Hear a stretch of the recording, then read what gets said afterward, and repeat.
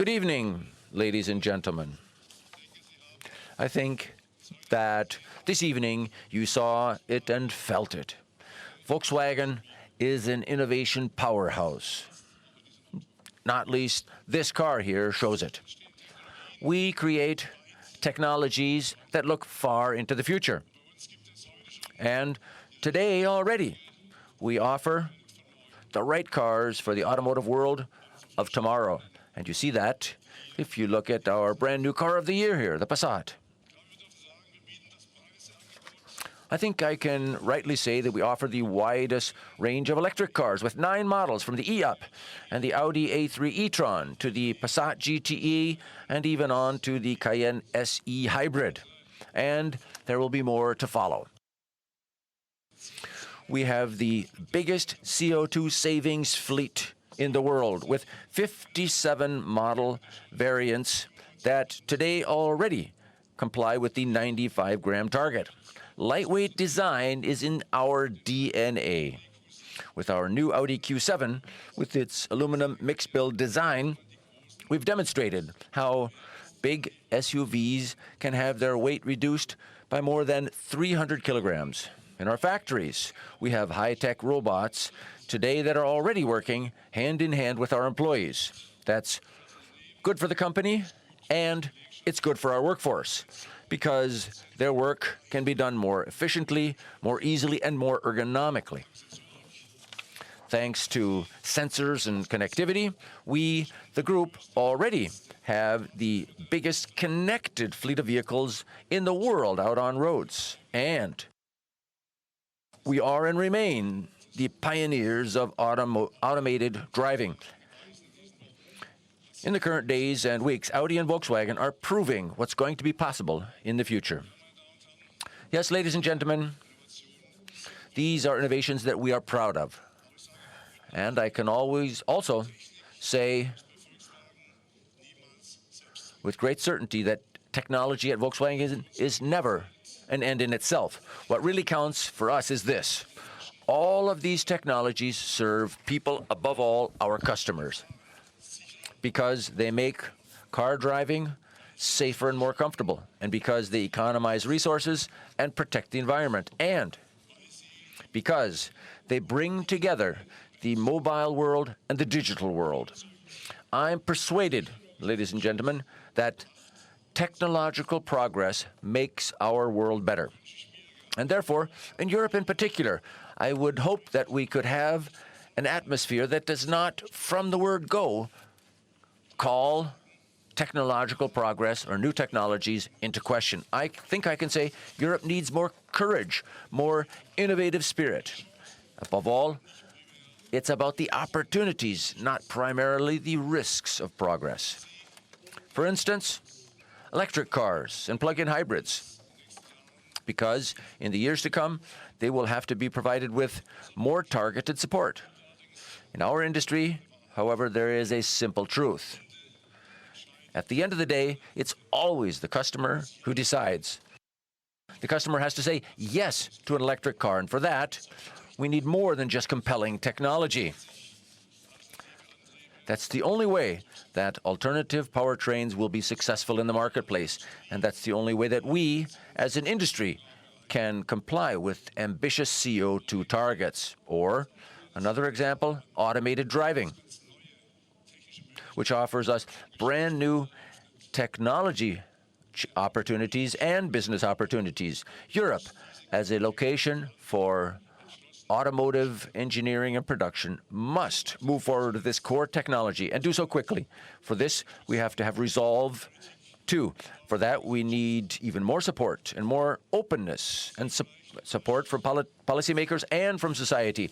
And even though you might be surprised to hear us say this, I'd like to say that we expressly support the commitment that Apple, Google, and other companies are now making to automobiles, because I'm certain that this commitment from these companies will ensure that our core product will be even better accepted by young people who have an affinity to the internet. And I'm also convinced that the iPhone generation will then opt for the right car from the right company. So, ladies and gentlemen, as you can see, we at Volkswagen are moving forward into the future with courage, we are the company in the entire world that invests the most in research and development. In 2014 alone, we invested 11.5 billion euros in research and development. We are the group that is the most innovative in the world. 46,000 research and development experts and 10,000 IT experts. And we are the car maker that has a Future Tracks program, which is putting it in the lead in the field of automotive change. Just 1 year ago, I talked about the major changes that our industry is facing. And the changes that customers expect from us, that they even demand from us, will have to be faced in the future. Let me just mention electromobility, digitization of vehicles, of factories, of retailers, and changing values in society, which is changing the role of the automobile and, to a certain extent, redefining it. We are intensively studying all of these issues in detail, at all brands, in all divisions, and on numerous pilot projects. Our Future Tracks, our program for the future, is the umbrella for all of these activities. And I can tell you that Future Tracks has reoriented our group. Future Tracks is in the process of realigning, to a certain extent, our thinking and our activities. Another thing is clear, though, too. These challenges are going to cost a lot of money, and for this reason, our Future Tracks program also has a short-term objective. That is, now, at all brands, we've got to enhance our efficiency and our profitability, and we are working with everything we've got on this too, and we've already achieved some initial measurable success. Incidentally, our key figures for 2014 underscore this fact. Despite the headwinds we faced, for the first time, we sold more than 10 million vehicles, and our operating earnings totaled 12.7 billion euros, another all-time high. And our start this year, 2015, was very promising too. In January and February, for example, for the very first time, we sold more than 1.5 million vehicles around the world, and this too is a new record. And incidentally, some observers were a little bit disappointed by our cautious outlook for the future after we announced these record numbers. But in this area too, we at Volkswagen, as usual, are keeping both feet on the ground, because it would be negligent to close our eyes to the numerous global and macroeconomic trouble spots around the world that our industry is facing. Ladies and gentlemen, being a technology leader has a lot to do with responsibility. For a company such as Volkswagen, it's no longer sufficient to build good cars and to be economically successful. There's more to it than that. We intend to and must always achieve the best for our customers. Let me give you an example. Nowadays, I'm often asked whether or not, in view of the current price of oil, we perhaps have backed the wrong horse. But my answer is very clear. The Volkswagen Group has not changed its environmental objectives. Oil is not going to remain so cheap forever. CO2 targets are mandatory, regardless of fuel prices. And what's more important, it's always a question of our responsibility for climate protection too. And therefore, our policy of a diversity of powertrains is the right way to go. More and more efficient petrol and diesel engines are and remain indispensable. And right now, I'm saying very deliberately that anyone who unduly criticizes diesel is jeopardizing our CO2 targets. Of course, we're continuing to invest in alternative powertrains that are extremely economical and extremely fun to drive. Assuming responsibility, that also means providing answers. First and foremost, for environmental protection and climate protection, but also for safe and good jobs, for society as a whole, for education, for science and culture.